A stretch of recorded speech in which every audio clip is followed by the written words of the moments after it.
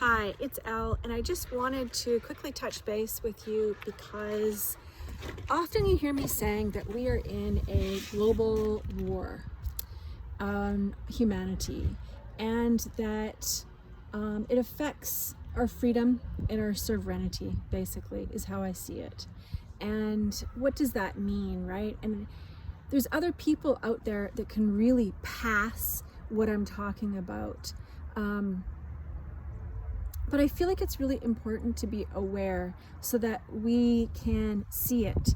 Because the more of us that actually see it and that are holding stillness, holding non-reaction, the more it comes to light. So us just doing our work and our life of joy and making our life work and making our life incredible, and then seeing into the shadows of darkness and seeing the truth, it crystallizes the darkness that is there. And I don't feel that people being vaccinated is going to bring our freedom. In fact, I feel like it's actually going to bring more separation and health loss. The media is not showing the health, some of the consequences people have had from the vaccine. Anything that's not with the agenda is not being allowed. So there's amazing people out there who are really fighting for us, and they're not allowed on Facebook, they're not allowed on YouTube, Instagram, newspapers are attacking them, news outlets are attacking them, and yet they're fighting for us. And so who are they? And so I'm going to start putting that on my website and on this email.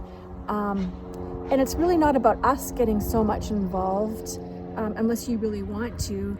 It's about seeing it so you can take action in how you want to live your life, right? What you want to stand for versus being played. Because I had a Zen master say once that someone asked the question of how come good people can be led down the path of bad? And he said it's because there's 80% of people are followers, 20% are leaders, 10% are good leaders, and 10% are bad. And the 80% will follow the good and they'll follow the bad.